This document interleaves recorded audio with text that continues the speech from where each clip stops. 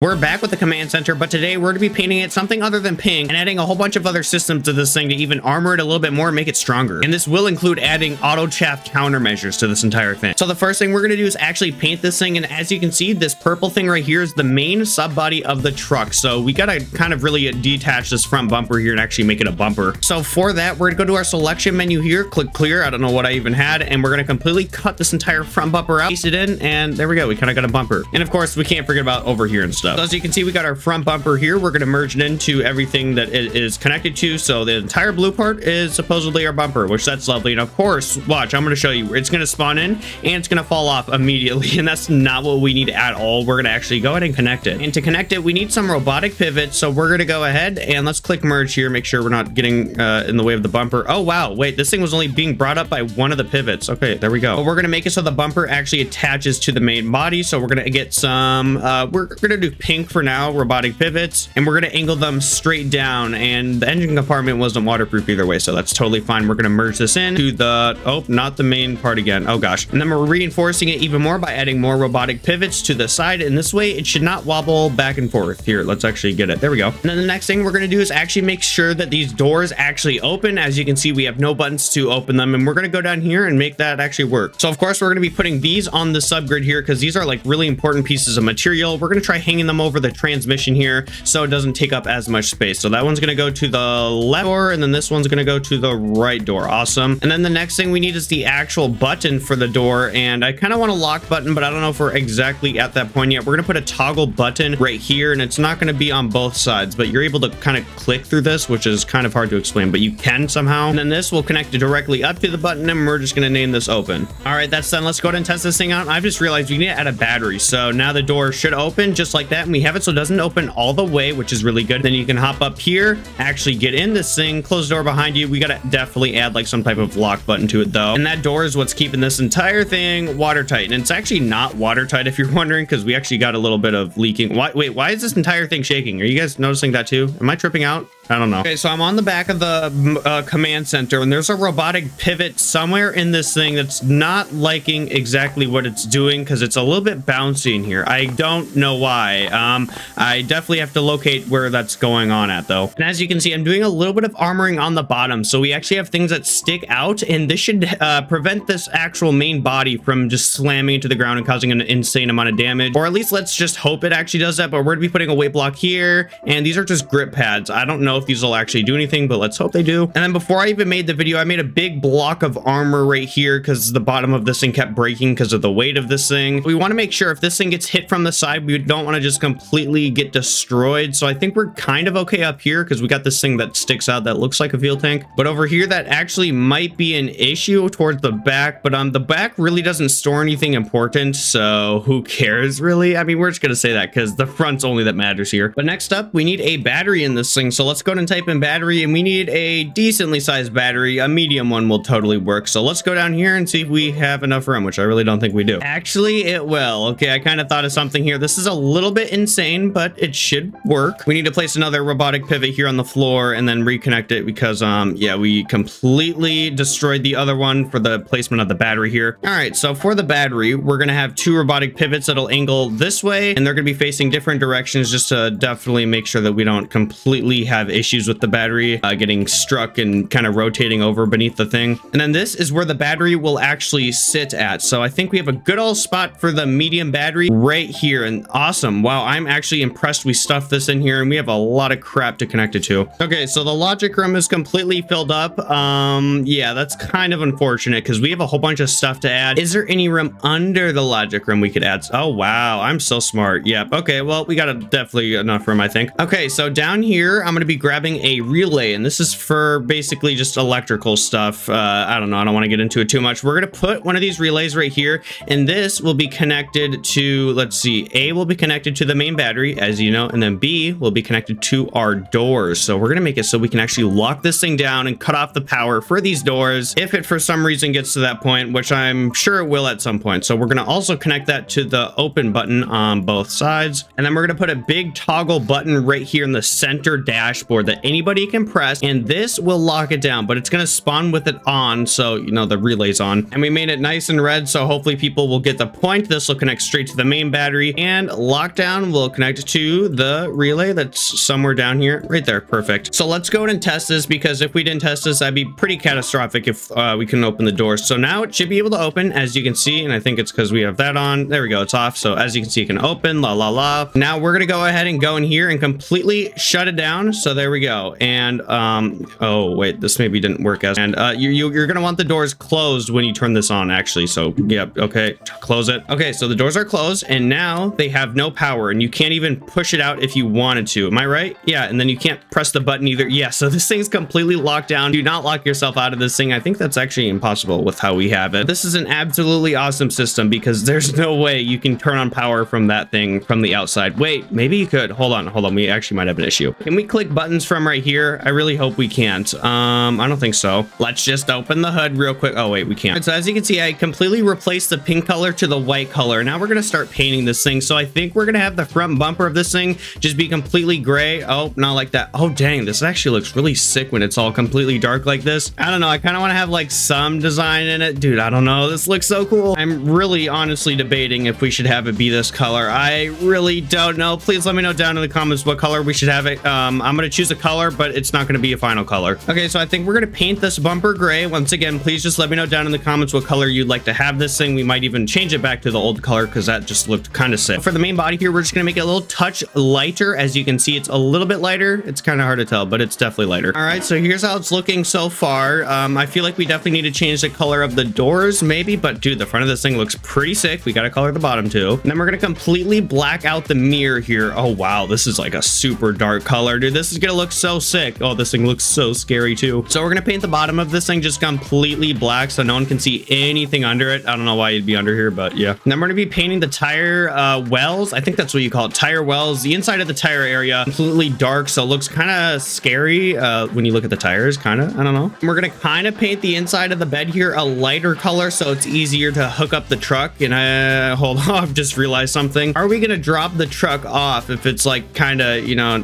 we don't have a stand for it, like a kickstand on a bike, you know? Okay, well, we'll definitely have to figure that out. We're gonna make it a little bit of a darker color now that we're kind of inside the bed. You shouldn't need to see anything too much here. Then the actual connector part here will be a lighter color, just like this. I love painting in symmetry. It's so satisfying, and we already got everything. All right, cool. So this thing does look pretty sick besides the inside of this thing, so you can even see how crappy it looks from the outside. Awesome. So we got a truck right here. I feel like we do need to make the doors actually visible, because it looks really weird without them. Oh yeah, this thing looks way better with the actual door thing here visible. We got to put black right there. We got to make this not visible. Oh my gosh. And here's the auto chap system we're going to be using. No idea what's in this microcontroller, but I'm pretty sure it's classified, but I'll be putting it on workshop, because why not? Because something can't be classified if I got it from something else. So we're gonna put this here, and then we need a radar detector, and this, I think a lot of you guys know what it means. You know, it detects a radar, so we're gonna put that right there, and it'll go to radar detector. And now we need to make a big line of chaff on the top of this thing that shouldn't have any obstructions, and I think right here would actually be like a perfect spot. So we're gonna make a big line of this, because we do need a decent amount, and we're gonna type in a flare. So it is just normally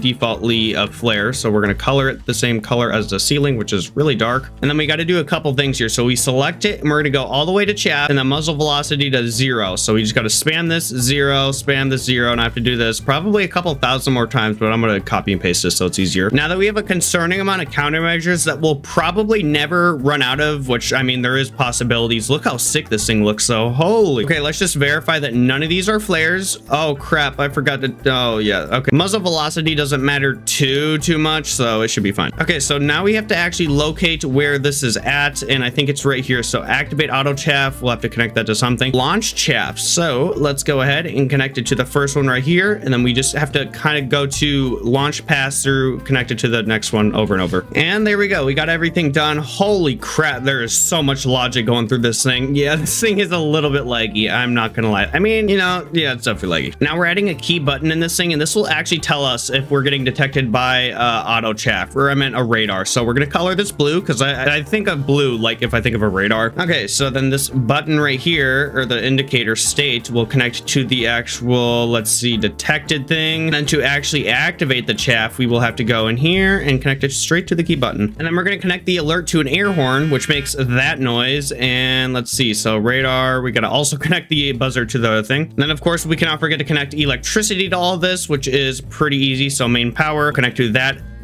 and breaker A. Breaker B will connect to that, just in case we want to mute it. All right, cool. We got that all set up now. Now this thing should not get hit by any missiles. That is not a guarantee though, because some missiles do use something called old radar, which old radar does not use radar, which is kind of confusing. Now we need to make a button for this actual hood thing to open. So we're gonna go in here and add another toggle button towards the top part, and this will open the hood just in case we gotta, you know, repair some stuff. And we're using the same microcontroller we actually used for the door. So I think I already named that hood. Yes, I did. And where's that microcontroller at? Oh my gosh, I don't know where I'm at, but I do know that this should all work. And we got to make the setup in this inside of it actually a little bit better, because I do not like how we have random buttons. But hood is opening, as you can see. Wow, look at that. That's, oh my gosh, it looks like it kind of had an issue there. Can we bring it back in? No, we can't. Okay. All right, that should be fixed. Now the hood should open. I accidentally only connected it to one of those robotic pivots, so that was a pretty strong pivot. And as you can see, it's completely open. It's not like glitching all over the place, and we can access the engine. And for inside of the engine, we're going to be putting welders on both sides, just in case, you know, stuff goes to that situation. So we got ourselves a welder here, and can we face it without it getting in the way of anything? Oh, we can. Awesome. So the second you open the engine, you have access to a welder. Then we have enough room for a fire extinguisher. We'll delete that, and that. Let's go to the other side, make sure we didn't get rid of like a cooling manifold or something, and perfect. All right. And now we can add, I think, a fire extinguisher. Oh, wow, guys, we are really just stuffing this thing full of stuff. There we go. And now if you want to conveniently open your engine, you have access to a welder that's connected to the wrong body. Oh wait, no, it isn't. All right, here it is. So welder extinguisher. Awesome. And I may even do some upgrades to this engine here in the future, like adding a fire suppression system. But let's go ahead and add and work on the next thing here. All right, so we need communications in this thing, which is pretty obvious. So we're going to be using the same type of radio system we have in this thing. Oh my gosh, these are such big microcontrollers for no apparent reason, but this radio will be used to basically communicate with the semi truck in the back there, and, you know, whatever else you need to communicate with. Do we have enough room? Let's go to merge here. I think we totally do. Yeah, and it can even like stick off the edge here pretty far. Oh yeah, it's completely off the edge, but we can still connect it. And we need to connect the actual radio stuff. All right, so this giant antenna here will go on the top of the truck, so we have the best cellular data. I think that's how it works. Probably not. And now we got everything copied over. We're gonna go ahead and delete everything they gave us here, and we got a whole bunch of beepy sensors and buttons we got to add. So here we go. And we're gonna have the passenger here be in charge of all that lame stuff. So we're gonna put all that right here, and you can have fun looking at all that stuff. Then of course we cannot forget about the microphone and the, wait, what's the other thing? I think it's a, what's speaker? Yeah, that's what it's called. Okay, we're gonna put this in here, and that'd suck if we forgot about those. And before we start dealing with the interior, we got to add lights on this thing. So of course we totally forgot about that on the command center back here. That thing needs to be stealth, so I don't think we have to worry about that. But we 100% have to deal with the lights on this thing, because this is the driver, and we need some spotlights on this thing, just in case, you know, we can't see. So we're gonna go ahead and add some headlights here. Let's see. Okay, so we're just gonna have some normal lights, and then we're gonna have our high beams. So just our regular lights on the bottom right here with the, hold on, we're gonna make them, wait, what color is the color here? Gray. Okay. And then above those, we will have our high beams, and these are extremely bright spotlights, and we're gonna color these white, so we have the best lights ever on this thing. And I don't think we need taillights, because why not? Taillights will give away our location first of all, and we're trying to stay super stealth, and that'll, yeah, it's just a good old target basically. All right, and we're in the interior now, so we're gonna go ahead and add 2 dials right here, and these dials will be basically how high our RPM is, and RPM's normally on the left side. I think I have a car and I don't even know. Okay, so RPM's on the left side. We're gonna go ahead and do RPS, because that's just Stormworks way of saying it, and then this will be miles per hour, because we don't use none of that other crap. No hate if you use any other things, but I just do not understand those. So for the mile per hour conversion, we need this little microcontroller thing here. Let's go to merge. We have to go under here. Oh my gosh, it's like a rat's nest under here. Everything's so claustrophobic. The outputted number will go to our mile per hour gauge, and the input number will come from the meters per second thing, which I think we have something in here. Yeah, that's what we're looking for. Linear speed sensor, and we're going to connect that to the function, and then on the function, there's like some conversions we can do that'll kind of tell us some math here that we can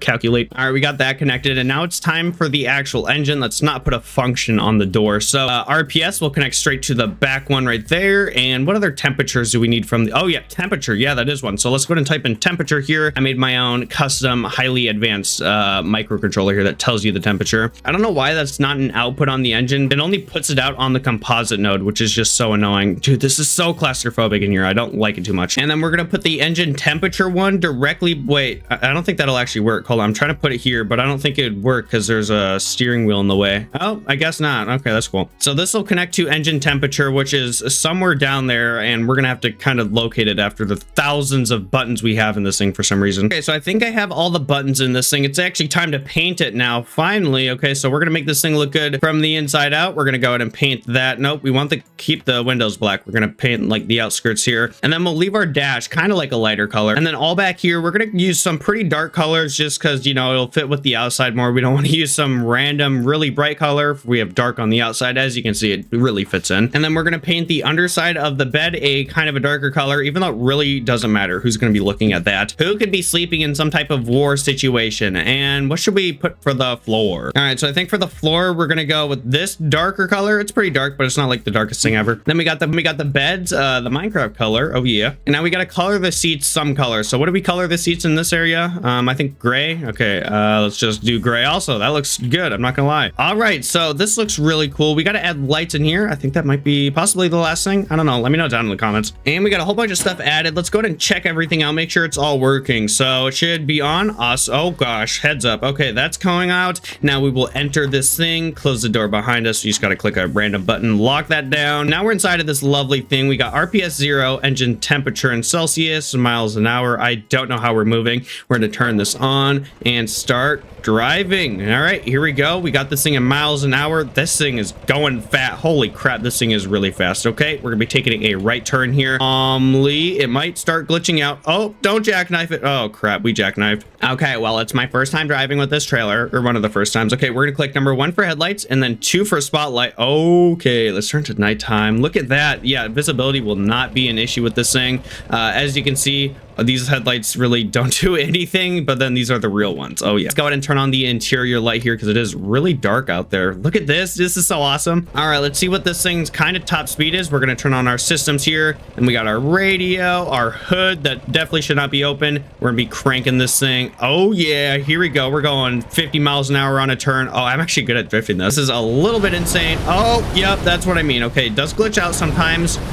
Just wait for it. It'll hopefully end. By the way, it's glitching out like this because I put a stabilizer in here that keeps the trailer from rolling over on us, and Stormworks really doesn't like that. Okay, I think I got it fixed. I got the volume back up, so let's just hope that doesn't happen again. We're gonna turn this thing on overdrive, so turn on full throttle and shift all the way up because that's just how this thing works. It has higher RPMs on fuller speed. Here we go. We got some wheel spin. I know it's kind of unrealistic, but listen to this thing. Oh my gosh, this thing is fast as heck.